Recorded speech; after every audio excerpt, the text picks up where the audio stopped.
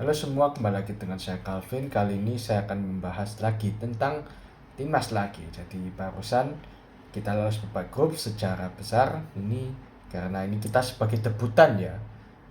Timnas U23 ini di Piala Asia sebagai debutan dan langsung lolos ke babak 8 besar. Ini sebuah pencapaian sangat besar bagi Coach Sintayong. Dan saya bangga juga karena itu saya pakai baju timnas lagi. Timnas Mills. Jadi apa itu kita akan membahas tandingannya. Oh ya, dan nanti aja itu. Jadi kita bahas tandingannya dulu aja. Jordan lawan Indonesia. Jordan ini sebelumnya itu seri lawan Australia, kalah lawan Qatar.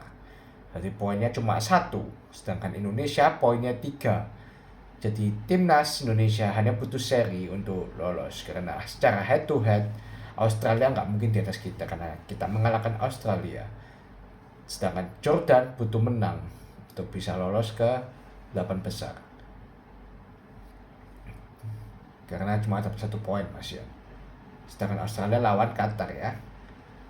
Nah, kita lihat tandingannya. Ya. Jordania pemain yang nggak ada yang aku kenal, main dengan formasi 4-4-2. Indonesia 3-4-2-1, 3-4-3. Hernando Ari sebagai kiper.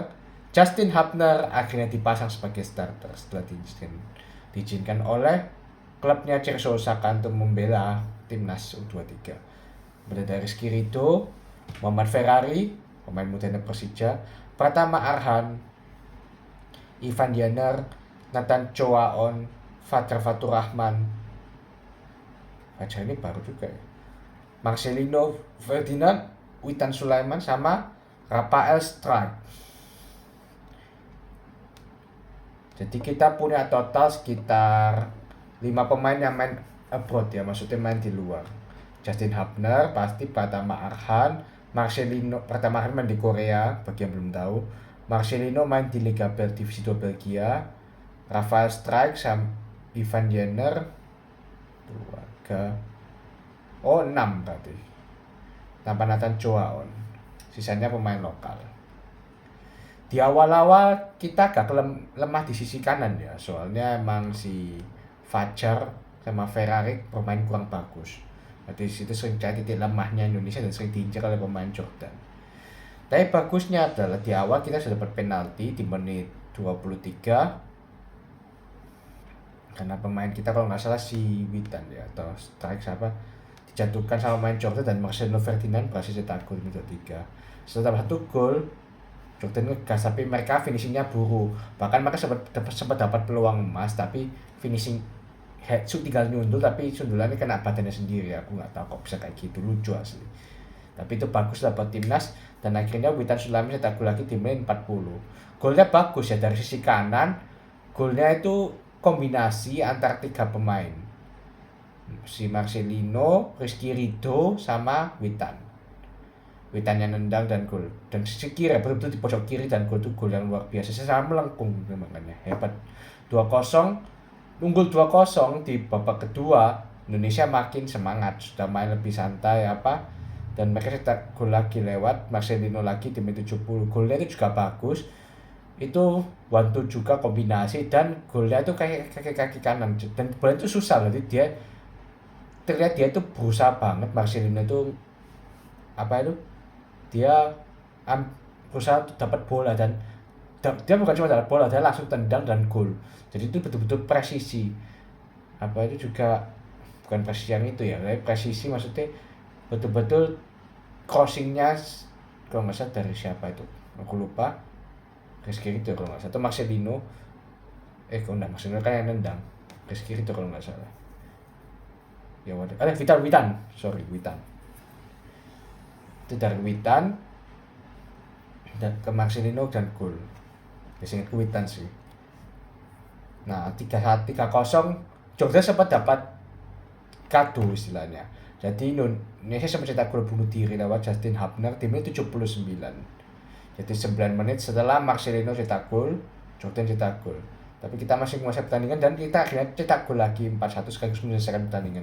Sebenarnya 3-0 sudah menyelesaikan pertandingan sih, cuma ya karena kita kebobolan 1 gol, jadinya kita perlu cetak 1 gol lagi biar memastikan kill the game lah. Dan Komang Teguh posisi cetak gol di menit 86 itu, dan lewat siapa itu, Pratama Arhan. Gila, ini emang lemparannya ini betul-betul luar biasa, berkali-kali jadi momok bagi lawan gitu.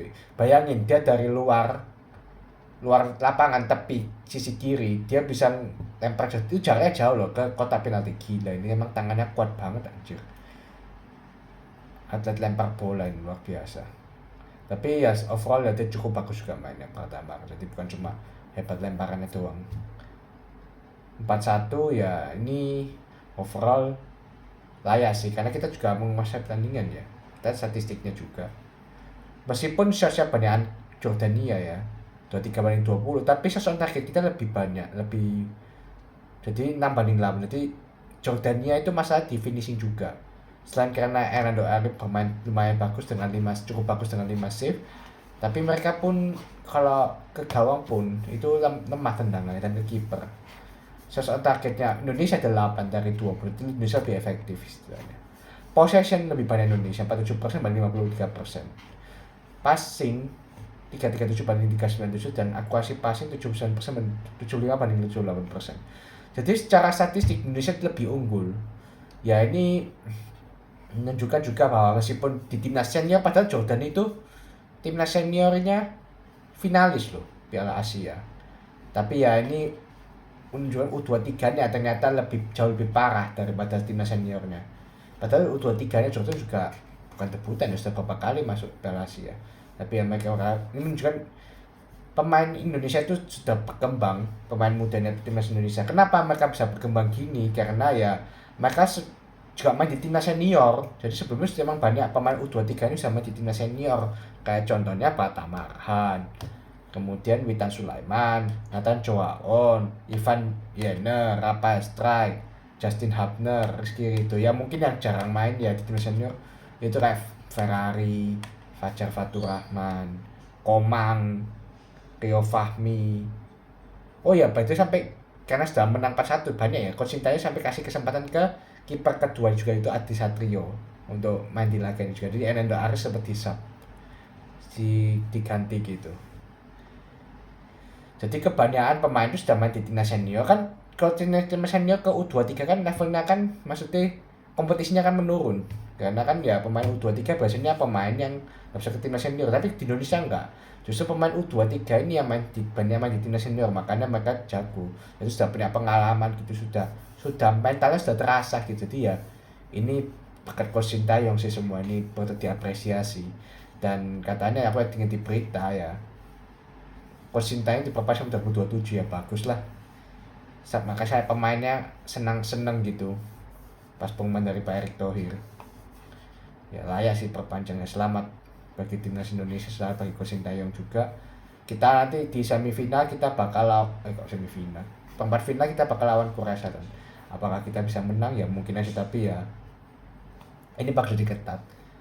Tapi gak tahu, jadi kita coba lihat apakah Korea Selatan U23-nya itu sama bagusnya sama Korea Selatan senior, apa jauh lebih buruk kayak pas lawan Jordan ini dan Australia. Kalau Jordan Australia kan sudah ketok apa itu U23 sama seniornya bedanya jauh. Tapi kita nggak tahu Korea Selatan ini jauh nggak bedanya. Dan ya apesnya Jepangnya lawan Qatar, padahal pingin juga lawan Jepang loh saja, tapi Jepangnya lawan Qatar, dan katakan tuan rumah, jadi ya gimana bisa Jepang bakal singkir dulu saya sebelum lawan kita.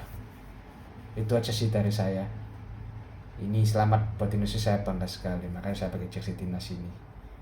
Terima kasih sudah menonton.